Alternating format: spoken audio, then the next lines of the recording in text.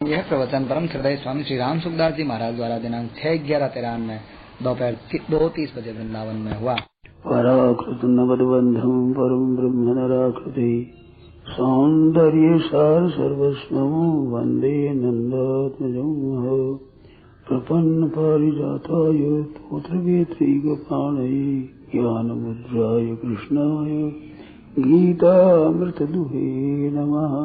वसुदेवसुतं देवं कंसचाणूरमर्दनं देवकी परमानन्दं कृष्णं वन्दे जगद्गुरुम्।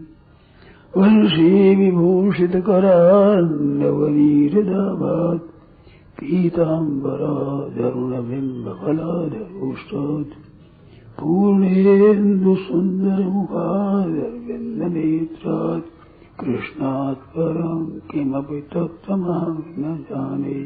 हरि ओम नमो परमात्मने नमः। श्री गोविंदाय नमो नमः।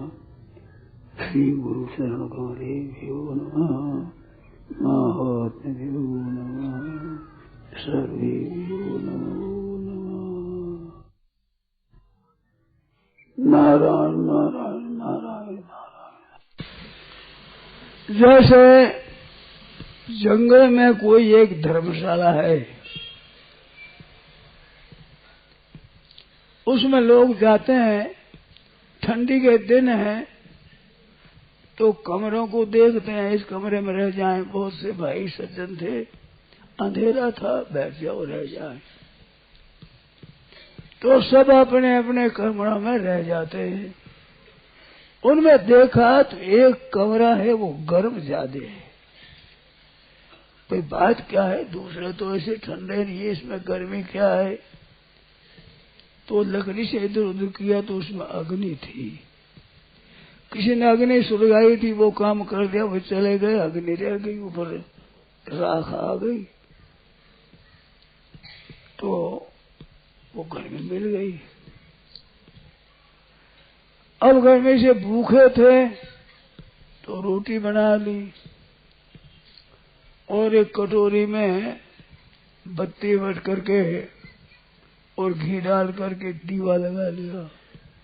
सब कमरों में दीवा लगा लिया। सब कमरों में रहने वालों के लिए रसोई बन गई, भोजन बन गया। तो ये सब बातें हुई अग्नि से, और अग्नि वहां मौजूद थी पहले से। उसको काम में लेने से सबको प्रकाश मिल गया, भोजन मिल गया, आराम मिल गया।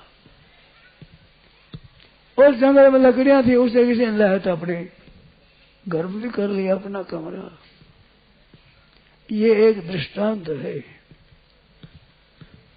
तो सब कमरे हैं, उनकी अपेक्षा एक कमरे में जहाँ अग्नि है वहाँ विशेषता है।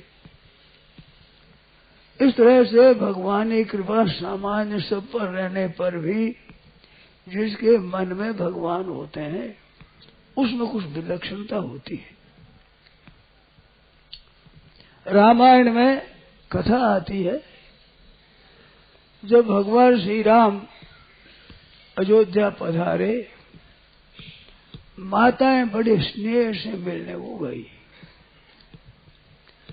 तो वहां गोस्वामी जी महाराज ने उदाहरण दिया है, जैसे नई ब्याई हुई गाय वो जैसे जंगल में चरने के लिए चली जाए और शाम की वक्त में भी आती गाय अपने अपने बच्चे को याद करती हुई, तो उनके मन में बछड़े के प्रति बड़ा स्नेह है। तो स्नेह होने से हुंकार करती है, तो अच्छे दूध वाली गाय होते ऐसे हुंकार करते दूध टपकता है। मैंने देखा है, गाय के दूध टपकता है कि दूध भर जाता है, फिर हुंकार धक्का दिया जाता है। वे दूध लिए दौड़ती है, वे सबसे आगे दौड़ती है, और बछड़ा मिलता है तो चाटती है, बड़ी प्रसन्न होती है। बछड़ा दिन भर का भूखा, वो दूध के सिवाय कुछ चरता नहीं, पीता नहीं, तो वो दूध मिल जाता है भूखे को, वही मस्त हो जाता है। तो गाय के हृदय में जो प्रेम है वो प्रेम उनको खींचता है। तो गोस्वामी जी ने यहाँ उदाहरण दिया है कि जैसे गाय वो परवश होकर जंगल में गई और पीछे हुंकार कर धावती भाई, इस तरह से राम जी से मिलने के लिए माताएं आई। अब विचार करो कि वन में तो राम जी गए थे, गाय तो जंगल में गई नहीं, माताएं तो वहीं थी, महलों में थी। वहां राम जी वनवास में गए। अब राम जी आए तो वो कहते परवश होकर धेनु जैसे जंगल में चली गई और बछड़े को देखकर ओंकार करती आती है। ऐसे माता है राम जी से मिलने के लिए बड़े प्रेम से आई। तो ये दृष्टांत घटा नहीं। तो गोस्वामी महाराज ऐसे थोड़े ही जो ऐसा दृष्टांत देते, कोई मानवीय कवि नहीं है, तो संत कवि है। कवि भी कविता के विषय में भी नाम लिया और संत थे, महात्मा थे, उनकी वाणी है। ये क्या कारण है ये? तो कारण क्या है कि अयोध्या कहाँ है कि जहाँ राम तहाँ अवध निवासु। अयोध्या तो राम जी है, वहां पर है। राम जी यहाँ नहीं है तो जंगल है, तो अयोध्या ही जी। तो जंगल में रहती थी माताएं, दिखने में तो रहती थी महलों में, परंतु राम जी के बिना सूना देश देखता है। अभी पद सुना ना आपने, भगवान के बिना देश सब सूना है, सब सोनी छाई हुई है भगवान के बिना। तो राम जी आए तो वो अयोध्या हुई राम जी, और गाया हो गई माताएं, तो वे परवश जंगल में चली गई। तो उनके मन में थोड़ा ही था राम जी से वियोग हो, परवश हो गई। हमें वरदान दे दिया, कई ने मांग लिया, राम जी भगवान महाराज दशरथ जी ने दे दिया। इस बार से जंगल में चले गए। तो अयोध्या तो चली गई। तो अयोध्या का शहर कहाँ रहता है? जहाँ राम है वहां रहता है। ऐसे ही भगवान समान रीति से सबके साथ रहते हैं, परंतु जिनके हृदय में भगवान राम है वो अयोध्या है। जिसके हृदय में भगवान राधा कृष्ण विराजमान है वो वृंदावन है। वो चाहे वो कहीं रहे, वो वृंदावन है। तो सब पर कृपा समान रहती है, परंतु जहाँ पर भगवान का निवास है वहाँ विशेषता से कृपा प्रकट होती है। सब कमरों में जगह संपूर्ण है, पर एक कमरा गर्म है। तो इस तरह से भगवान जिसमें प्रेम है उसके हृदय में विशेषता से रहते हैं। उसे आने से विशेषता हो जाती है। भगवान का भक्त आ जाए तो एक विलक्षणता आ जाती है। ऐसी बात हमने सुनी है। हरि बाबा बड़ा सुंदर कीर्तन करते थे, वृंदावन में बहुत रहे। वो कीर्तन करते थे तो कीर्तन बड़ा सुहावना होता था, आकर्षक होता था। तो एक बार वे बैठे थे, कहीं ठहरे हुए थे, दिल्ली की बात सुनते हैं। वहां शेर जी जयदयाल जी वहां चले गए। उन्होंने सुना कि हरि बाबा है यहाँ, तो वे संतों के दर्शन करने को जाया करते थे।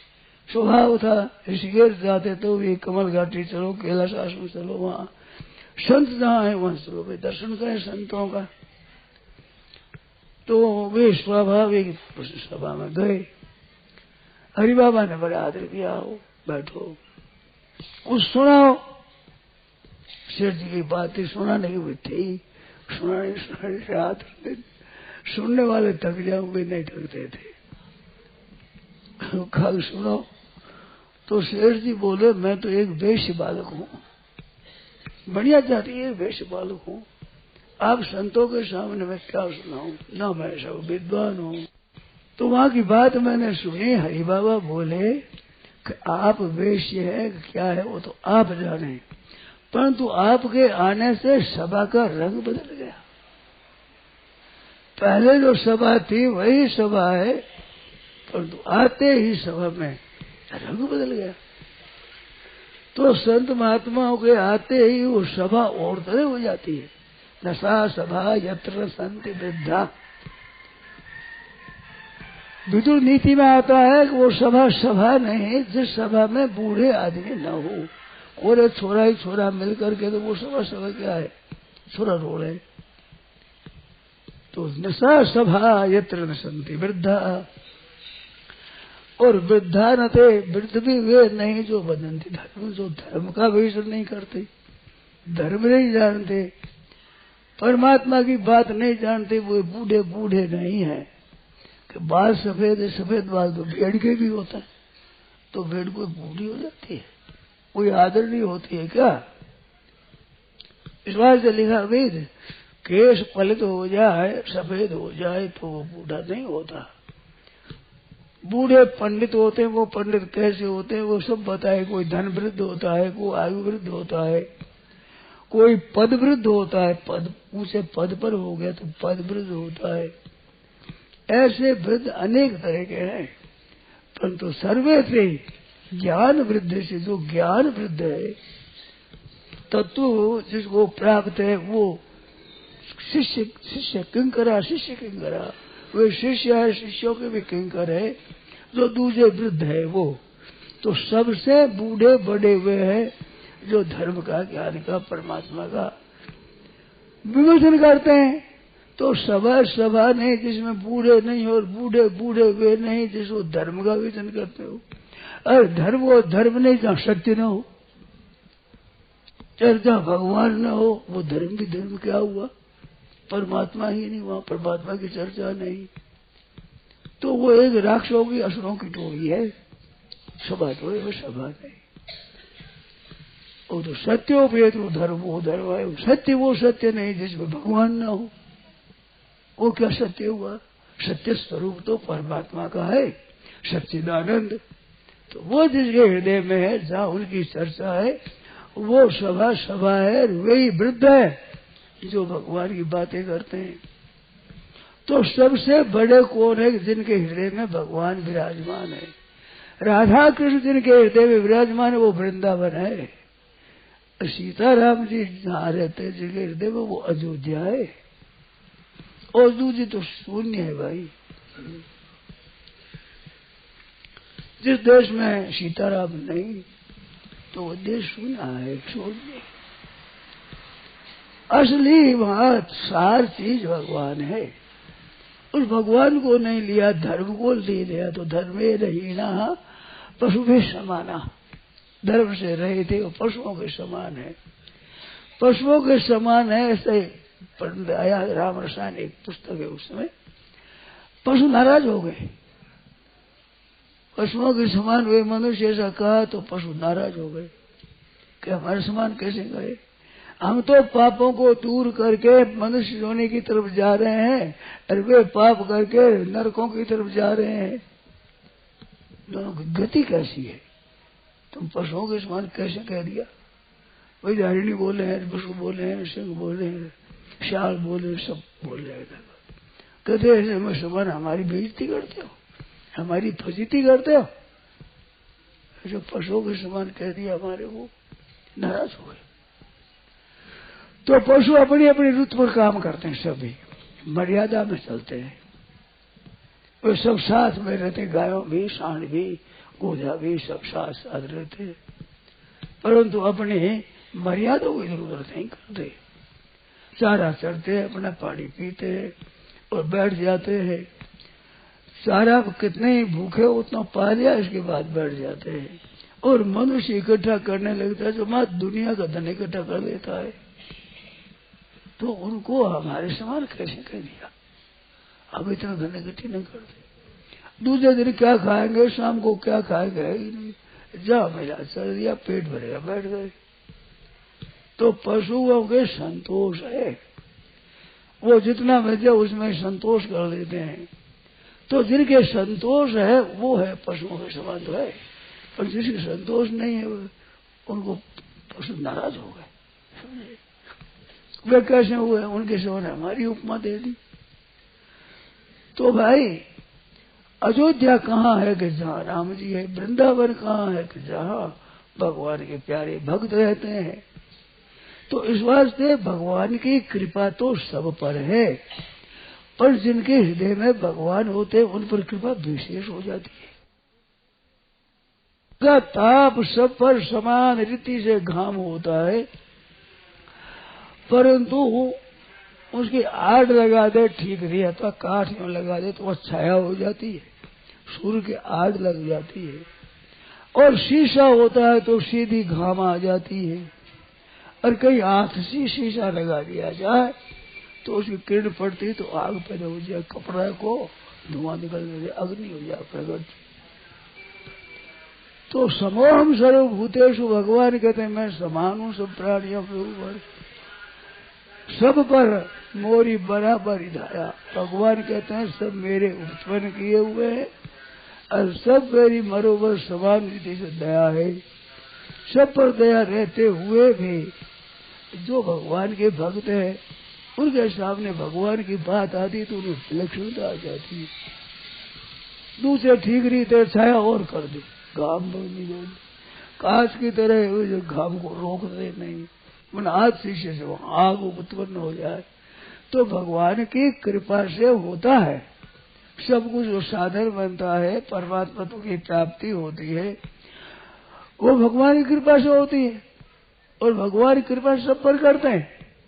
जो साधन योग का करते हैं, ज्ञान का करते हैं, भक्ति का करते हैं, लय योग, हठ योग, राजयोग, कई तरह के योग है, उनको सब पर कृपा भगवान की होती है। परंतु भगवान के भक्त होते हैं वहाँ भगवान विशेषता से प्रकट होते हैं। समोहम सर्वभूतेषु न मे द्वेषोस्ति न प्रिय, संपूर्ण प्राणियों के साथ मैं समान हूँ, कोई मेरे द्वेष का विषय नहीं है, प्रेम का विषय नहीं है। ये मेरे द्वेष का विषय, ये प्रेम का विषय। भगवान को नहीं मानते, नाचते गए, उन पर भी कोई भगवान द्वेष नहीं करते उनके। भगवान की बनाई हुई चीज जो प्राणियों के लिए है वो सबको समान मिलती है। जल है वो सबकी प्यास शांत करता है, चाहे भगवत भक्त हो, तत्वज्ञ हो, चाहे साधक हो, चाहे साधारण आदमी हो, चाहे दुष्ट हो, पापी हो, अन्यायी हो, अत्याचारी हो, ऐसा महान दुर्गुणों का आश्रय हो। जल के ये ताकत नहीं, ये जल में ये पक्षपात नहीं कि ये भगवान को नहीं मानते तो भगवान का बनाया हुआ जल उसकी प्यास दूर न करे।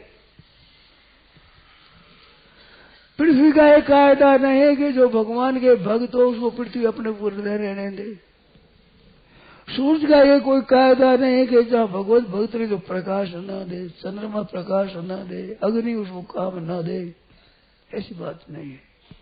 हवा है वो अगर रुक जाए कि भगवान के भक्तों के सिवाय दूसरों को नहीं चले तो श्वास नमस हो जाए, खत्म हो जाओ। श्वास कहाँ से ले, सब जगह श्वास लेते हैं तो हवा है उसी से लेते हैं हम। तो भगवान की बनाई हुई चीजें भी ऐसी समान रीति से सब पर कृपा करती है, सब उस काम में ले, वो सबकी दया है। ऐसे भगवान की दया सब पर है। परंतु जो ये भजन थे तो माम भक्तिया, भक्ति से भजन करते हैं, मैं वे मेरे में, मैं उनमें हूँ। तो साधन की सिद्धि कैसे होती है? तो दोनों बातें हैं। मुख्य तो भगवान की कृपा है, पर कृपा लेने के लिए सन्मुख हो जीव मोहि जब ही जन्म कोटि अघनाशही तब ही। जब वे सन्मुख हो जाते हैं तो क्रोध के पाप दूर हो जाते हैं, और सन्मुख नहीं होते तो भगवान की कृपा उन पर न हो ये बात नहीं है, वे ग्रहण नहीं करते। अब सूरज का ताप क्या काठ के टुकड़े पर कम पड़ता है, क्या आछी शीशे पर ज्यादा पड़ता है? वो तो समान है, परंतु वो उसको पकड़ लेता है और केंद्रित करके ऐसा करता है जिसमें आग पैदा हो जाए। ऐसे भगवत भक्तों का अंतःकरण विचित्र होता है, उसमें भगवान को खींच लेते हैं और वह भगवान को प्रकट कर देते हैं। सूर्य अग्नि का एक बड़ा गोला है तो वो अग्नि वहां यहाँ इतने दूर लाखों मील दूर होने पर भी वो महाराज आग प्रकट हो जाए। तो उस सूर्य को पकड़ने की शक्ति उसमें। ऐसे भगवान सब जगह परिपूर्ण हो रहे हैं, परंतु भगवान के सन्मुख होते हैं वो भगवान को पकड़ लेते हैं। प्रेम बनो प्रहलाद न पहनते परमेश्वर काढ़े। परमेश्वर प्रहलाद जी का प्रेम ऐसा है, पत्थर में से भगवान निकाल लिए, पत्थर का थंबा उनमें से भगवान निकले। तो थंबे में थे तभी तो निकले ना, तो है तो सब जगह, बिल्कुल उसके लिए प्रकट हो गई। गाय में दूध सब जगह रहती है, बछड़ा आता है तो टपकने में लगता है। ऐसे भगवान का प्रेमी भगवान को याद करता है तो वह भगवान के भाव टपकने लगते, आने लगते। और कृपा समान पर उन पर पक्षपात नहीं। सूर्य की घाम है, उसके पक्षपात नहीं है।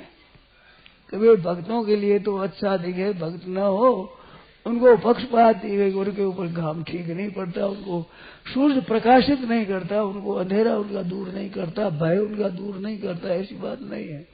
ये तो जो जाए सामने भय दूर कर दे, अंधकार को दूर कर दे और उनको ताप दे, जैसे शीश ठंडी भी उसको दूर कर दे। अब उसमें कोई चला जाए, गंगा जी है बहती है, अब गंगा जी को पक्षपात नहीं कि भाई हिंदुओं को तो ठंडा कर दे और मुसलमानों को न दे। कोई लो तो माँ है, गंगा माता है, पृथ्वी माता है, कोई बाल को गौ माता है, काट कर खाने वालों को भी दूध दे देती है, पालन करने वालों को, पूजा करने वालों को भी दूध दे देती है, कोई ले लो। तो इस तरह से भगवान समाधि से कृपा रखते। अब कहते भगवत तत्व की प्राप्ति साधन से होती है, कृपा से होती है। भाई दोनों बात कही जा सकती है। खेती में काम करते हैं तो काम करने वालों को मजदूरी मिलती है। पहले तो हमने सुना है कि ये सिक्का नहीं था, ज्यादा कम था। उस समय में जो खेती में जावे काम करे वो उठा जावे। गेहूं काटते हो तो गेहूं दिन भर काट उनको दे दे, अपने रिश्ते भाड़ा बांध कर रिश्ते पर ले आवे घर पर। ऊख काटने वो गए तो काटते काटते वो काट दिया, फिर अपने प्रोफेसर के पास 7-10 उठा कर ले आए घर पर। ऐसे तुकाराम जी महाराज की बात सुनी। तुकाराम जी महाराज की स्त्री थी ना, तो बड़ी विचित्र थी। वो थी तो पतिव्रता, मैंने क्रोध की मूर्ति थी, क्रोध बहुत करती थी। तुकाराम महाराज गए गन्ना ऊख सेलरी जो काटने के लिए गए दिन में, तो शाम को खेत से आए तो वहां पर उठा लाए। अब छोरा गांव में आते, छोरा ऊख दो, छोरा के बाबा ऊख दो, बाबा ऊख दो। अब सोचू ऐसा तो बाबा जी देते रहे, देते देते घर में पहुंचे तो एक रह गया ऊख, लाठी की तरह एक उपास में। तो वह स्त्री बोली कि दिन भर काम किया, ये लाए क्या है ये? तो कहते हैं ये तू ले ले। तो उसने ओहो मारे साहब महाराज के कहते क्या लाएगा इतना? उसे 2 टुकड़े हो गए। तो तुम्हारा महाराज बोले एक तू ले ले, एक मैं ले, अपनी बांधती हुई ठीक है तो खा ले। टुकड़े हो गए साहब। तो इस तरह से लोग देते थे। तो अब विचार है कि खेत में काम करने से वो मिले कि खेत के मालिक से मिले। बात तो ये है, खेत में काम करते हो तो शाम को पैसे मिलते हैं। वो पैसे खेत में काम करने से मिलते हैं कि खेत के मालिक से मिलते हैं? कहते भाई खेत के मालिक से मिलते हैं तो सबको मिलना चाहिए। जो कोई आते हो सबको ही पैसा मिले, तो सबको तो नहीं मिलते। खेत में काम करते उनको मिलते हैं। कहते काम करने वाले मिलते हैं तो एक जंगल में जार पहाड़ में मेहनत करता है, कोई पत्थरों को इधर उधर रखता है, ऐसे रखता है, शाम को पैसे मिल जाएंगे। दिन भर मेहनत की उसने, मेहनत की तो फिर करो। याद आ गई बात बीच में ही। एक बाबा जी थे, उनके पास बहुत से सज्जन आते, धनी मानी आदमी, बहुत भक्ति रखते। तो एक वेश्या ने समझा कि बाबा जी के पास तो पैसे बहुत होगा, तो हम जाए। तो वो एक दिन गई, मरा गया, नृत्य किया, खूब नाचे अच्छे तरह से, हाव भाव से नाच किया। नाच करके फिर गया महाराज कि ठीक है नशा हो जाओ, फिर नचाती हो तो आ जाना, नाच रहे कि मन में हो तो फिर आ जाना, थम जाओ। अब मिले क्या बाबा जी शादी का मिलना क्या था, नाचने की मन में हो तो आ जाना, चली गई क्या करे बाबा जी को। ऐसे भाई ऐसे नाचने की मन में हो तो नाच लो, वह मिलना मिलाना कुछ नहीं। दिन भर खेत में पहाड़ में काम करे, पैसा क्या मिले, फिर काम करना हो तो पसीना करो काम, तो काम से मिले तो जंगल में मिलना चाहिए, बिना काम मिले तो रास्ते बैठे कोई मिलना चाहिए। तो पैसा मिलता है काम धंधा करने से, पर काम धंधा किसी मालिक की आज्ञा से करे तब ना मिले। ऐसे ही काम करे दिन भर करो काम, क्या मिलेगा। अरे मालिक से मिलता है तो मालिक के खेत में जाकर बैठ जाए आराम से, तो मालिक दे देगा। तो भाई पैसे हमारी मेहनत से मिले, मालिक के देने से मिले, कि भाई दोनों बात है। आप काम करो, मालिक की आज्ञा का पालन करो तो मालिक मिले नहीं। ऐसे हम साधन करें, उससे हमारा कल्याण होगा, भगवान की कृपा से होगा। कृपा से हो तो सबका योगदान चाहिए, सब मोरी बराबरी दाया। भगवान कहते मेरी बराबर कृपा है। समूह हम सर्वभूतेषु, जितने प्राणी हैं उनके ऊपर मैं समान हूँ। तो भगवान तो कृपा समान नीति रखते हैं, तो सबको भगवत प्राप्ति हो जानी चाहिए। कहते हैं वो मेहनत करते हैं तो मेहनत भगवान की आज्ञा के बिना मेहनत करो, रात धन के लिए मेहनत करते हैं, खेती में मेहनत करते हैं, बहुत रातों जगते हैं धन के लिए, तो वो मेहनत तो करते हैं, भगवान मिलना चाहिए उनको। मैं भगवान की आज्ञा के बिना गए वो मेहनत क्या काम की भाई। तो भगवान के सन्मुख होकर के माम आश्रित यतन दिए, प्रभु के चरणों का आश्रय लेकर यत्न करते, तो ब्रह्म तत्व कृष्ण अध्यात्म कर्म से अखिलम सब जान जाते हैं। ब्रह्म को जान जाते हैं, कर्म को जान जाते हैं, जीव को जान जाते हैं। मम दर्शन फल परमानुपा जीव पाव निसह स्वरूपा सबरी के सामने आए तो सहज स्वरूप का बोध हो जाता है भगवान के दर्शन करने से। पर भगवान के दर्शनों के लिए ऐसी सबरी उत्कंठित रहती थी। सबरी शगुन मनावे मेरे घर राम आवेंगे। मतंग ऋषि बड़े बूढ़े बाबा थे, ये ऋषियों के यहाँ जाती तो वो ताड़ना करते, कहाँ आ गए, हमारे पर छाया पड़ जाएगी तेरी, हम अशुद्ध हो जाएंगे। ताड़ना करते हरी भाग जाती। बड़ी सीधी सरल थी ये। निर्मल मन जन सो मोहि पावा, मोहि कपट सर से दृढ़ भावा। अंतःकरण बड़ा सीधा सरल था, बहुत कुरूपा थी। उसकी बात ऐसे सुनी है कि ये भील था, उसकी ये कन्या हुई तो बड़ी होगी सयानी। अब इनको कोई सगाई संबंध करे तो देखे वो घृणा करे, मेरा कोई स्वीकार ही नहीं करता। तो उसे देखा अब क्या करें, पुत्री बड़ी हो गई, कन्यादान होना चाहिए, पिता की चिंता होती है। तो एक भील को ले आए, उन्हें कहा भैया हमारे यहाँ खटपट है, ब्याह करके रात के रात ही चले जाओ, तो सुबह हो जाए तो आफत आ जाएगी हमारे यहाँ, कुछ हमारे कुटुंब में ऐसा है। तो ब्याह करके पीछे भेज दिया। उन्होंने कहे बेटा ये तारा भर जाओ। तो एक भील को ले आए, उन्हें कहा भैया हमारे यहाँ खटपट है, ब्याह करके रात के रात ही चले जाओ, तो सुबह हो जाए तो आफत आ जाएगी हमारे यहाँ, कुछ हमारे कुटुंब में ऐसा है। तो ब्याह करके पीछे भेज दिया। उन्होंने कहे बेटा ये तारा भर जाओ। उसके पीछे पीछे चलती रही। दंडक वन में आते ही सूर्योदय हुआ, प्रकाश हुआ तो देखा कि मेरी स्त्री कैसी है। पीछे देखा तो अरे डाकड़े खा जाएगी, ऐसे डहार हार करके वही रह गई। अब कहाँ जाए, बाप के घर से तो रवाने हो गई, ससुराल घर का इसका पता नहीं, तो वो भाग्य भाग गई। ऐसी थी। तो उसका रूप नहीं था, वो रूप न होते हुए भी बड़े संत उसका आदर करते हैं। सबरी है वो कितनी अच्छी, उसको याद करते हैं, सबरी के चरित्र सुनते हैं, गुण सुनते हैं।